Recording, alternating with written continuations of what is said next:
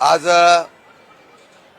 विधान परिषदेमध्ये सत्तारूढ पक्षाच्या वतीने शेतकऱ्यांना अवकाळी पाऊस झाल्यानंतर जी काही नुकसान भरपाई द्यायची याच्या संदर्भामध्ये एक प्रस्ताव आणलेला आहे। केंद्र सरकार आणि राज्य सरकारने शेतकऱ्यांना कशी भरीव मदत केली त्याबद्दल या सरकारचा चांगल्या कामगिरीबद्दलचा उल्लेख या ठिकाणी 260 अन्वये केलेला आहे। अवकाळी पावसाच्या मध्ये 32,000 कोटीचं पॅकेज अशा वेगवेगळ्या प्रकारच्या योजना त्यांनी त्या ठिकाणी जाहीर केल्या। मी या सर्व गोष्टीवर विषय मांडत असताना राज्य सरकारकडून संबंधित मंत्र्यांनी उत्तर देताना नक्की किती नुकसान झालं त्याची आकडेवारी द्यावी, त्याचबरोबर त्या असलेल्या नुकसानीबद्दल सरकारकडून किती मदत झाली त्याची आकडेवारी द्यावी।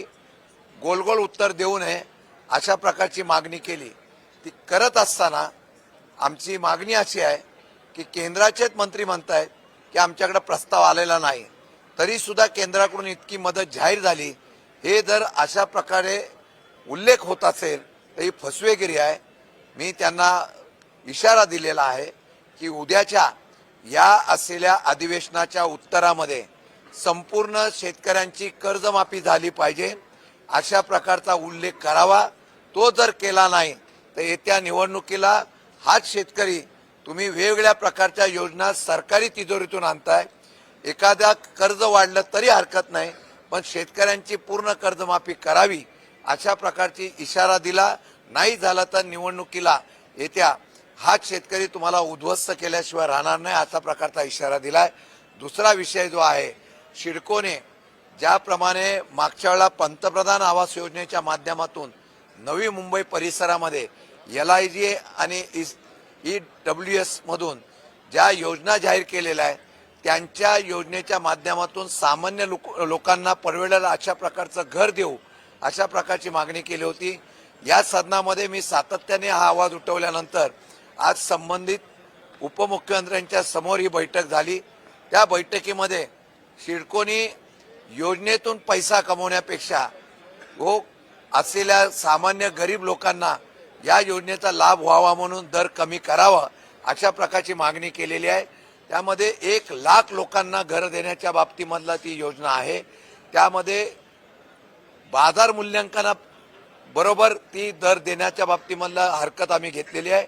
येत्या काही दिवसामध्ये त्याच्यावर निर्णय घेऊ आणि दर कमी करू अशा प्रकारचा आश्वासन या राज्याचे उपमुख्यमंत्री नगरविकास मंत्री एकनाथजी शिंदे साहेब यांनी दिलेला आहे, याचा आपल्याला उल्लेख करतो।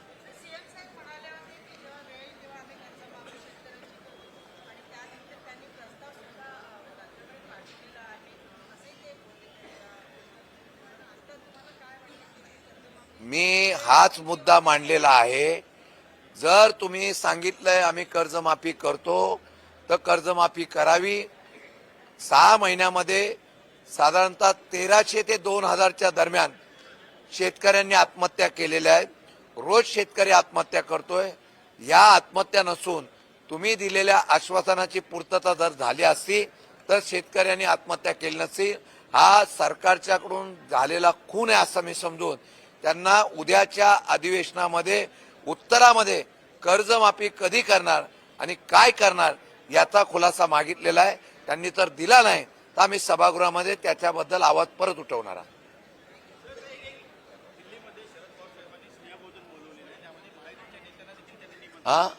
दिल्लीमध्ये शरद पवार साहेबांनी स्नेहभोजनाचं निमंत्रण महायुतीच्या नेत्यांना देखील दिलेलं आहे।